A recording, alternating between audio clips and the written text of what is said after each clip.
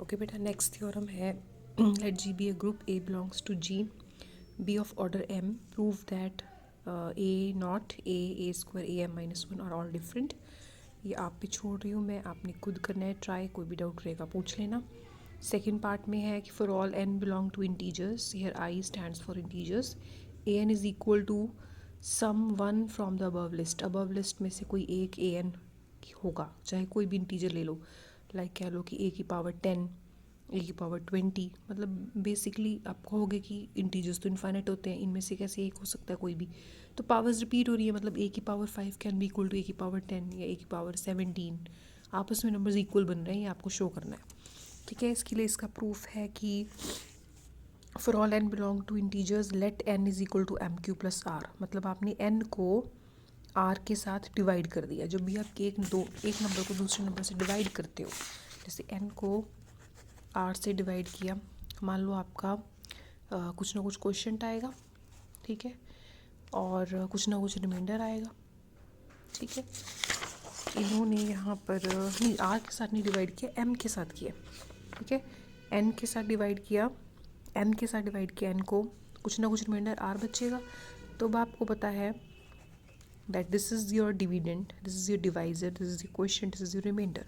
सो जो भी डिविडेंड होता है वो divisor into quotient plus remainder होता है, वेयर रिमाइंडर की वैल्यू जो होती है वो ज़ीरो या ज़ीरो के इक्वल होती है या ज़ीरो से बड़ी होती है, बट लेस देन डिवाइज़र होती है। तो r is less than equals to zero, less than m. इसको डिवीजन एलॉगरिथम बोलते हैं, डिवीजन एलॉगरिथम। ए की पावर एन बन गई ए की power m q plus r, अलग अलग कर दिया, इतना आ गया ए एम क्यू, इसको ऐसे लिख दिया। ए की पावर एम को ई लिखा है क्योंकि order of a is m, order of a m दिया हुआ था क्वेश्चन में, तो ए की पावर में जब एम आएगा, ई डेफिनेशन ऑफ ऑर्डर, ठीक है। ई की पावर क्यू, आइडेंटिटी की जितनी मर्जी पावर रेज कर लो वो आइडेंटिटी ही रहती है। E into a r is a r, ठीक है। It means a n is equal to a r for all r lying between zero and m, which is मतलब आर की वैल्यू जो होगी वो ज़ीरो और एम के बीच में होगी।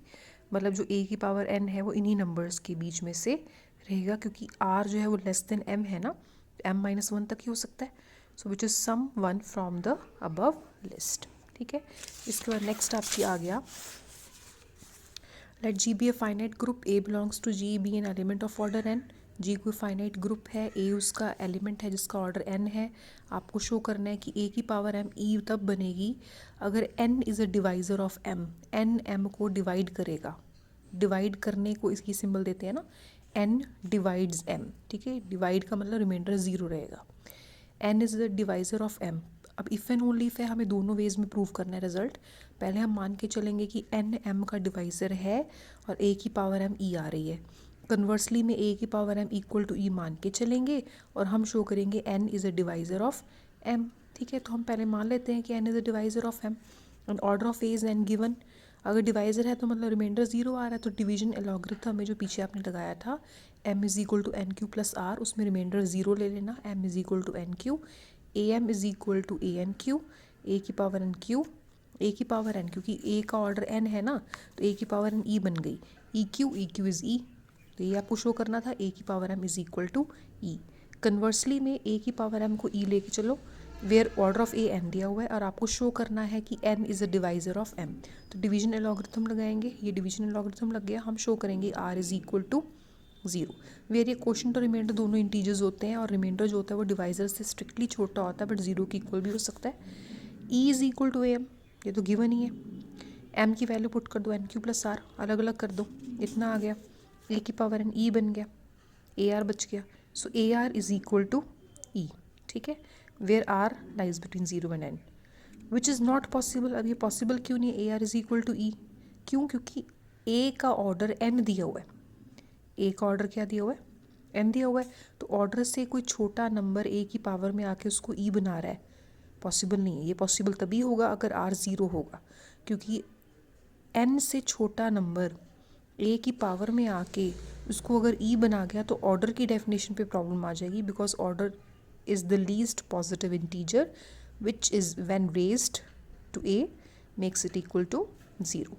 सो आर पॉजिटिव इंटीजर नहीं हो सकता, क्या हो सकता है, ज़ीरो हो सकता है। So r can only be 0. The above result holds only if r is 0. Means m is equal to nq plus r की जगह 0, nq बच गया. That is m is equal to nq, means n is a divisor of m. ठीक है. इसके बाद अगली theorem अगली वीडियो.